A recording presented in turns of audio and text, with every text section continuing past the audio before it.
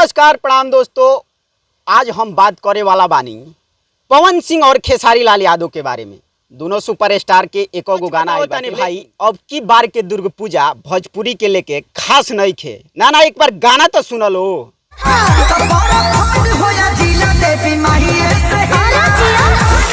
ना भाई, power star कोनो बड़का लकीर नहीं खन खींच देले। इनको चिंता बा कि नीम के पेड़ कट जाई तो देवी माई कहाँ रही हैं।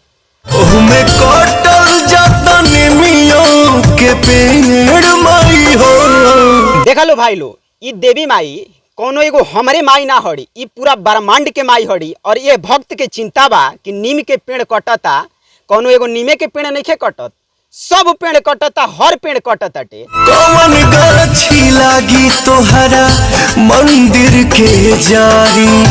ये ब्रह्मांड के देवी माई दुर्गा माई हड़ी।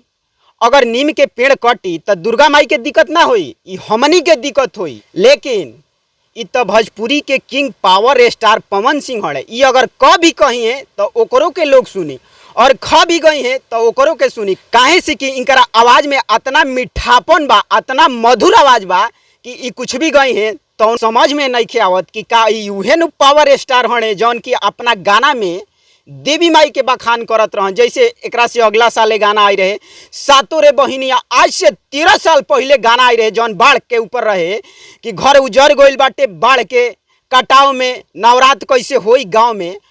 आजकल गाना में उ बखान पावर स्टार पवन सिंह काहे नहीं खन करत। घर उजड़ गइल बा बाढ़ के कटाव में, नवरात्र कैसे होई गांव में। ना भाई, हम ई नहीं कहत कि पावर स्टार पवन सिंह बाबा दादा के जमाना के गाना गावत, जैसे 2012 में गावत हले।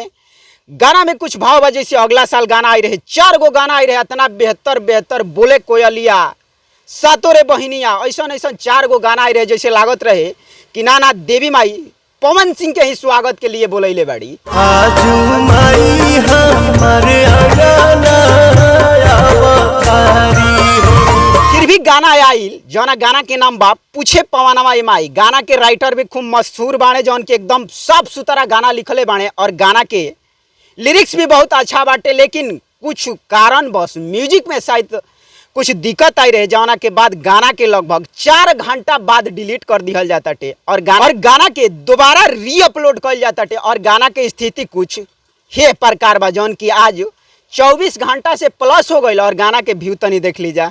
बोला कहवा होई तहारो शहर माई हो। ना भाई, असली देवी माई तमाई हड़ी जौन की रौरा लोग के स्क्रीन पर फोटो दिखत हुई, ई तो एकदम साक्षात देवी माई हड़ी। लेकिन असली माई तो घरे बाड़ी, जौन की माई बेटी और बहू बाड़ी। और ऐसा ही कहीं तो पावर स्टार पवन सिंह के साथ कुछ अनहोनी भइल बाटे, जौना में एगो कॉल रिकॉर्डिंग वायरल होता टे। और ऐसे लागता कि पवन सिंह अपना वाइफ के यानी कि अपना देवी के दिल दुखैले बाने। मेरे लिए सब कुछ पहुंचे होंगे, भगवान, दुनिया, माँ बाप मेरे लिए सब कुछ पहुंचे होंगे। बच्चे के लिए लगाए हैं तो क्यों तलाक दे रहे हैं, क्यों नहीं ढंग से रह रहे हैं आपकी पहुंच। बाकी पवन सिंह इतना मधुर गावे ले और बजावे ले, हारमोनिया लेके बैठ जाए हैं तो लागेला कि एकदम स्वर्ग चुमा ताने ऐसा गाना ला दी है।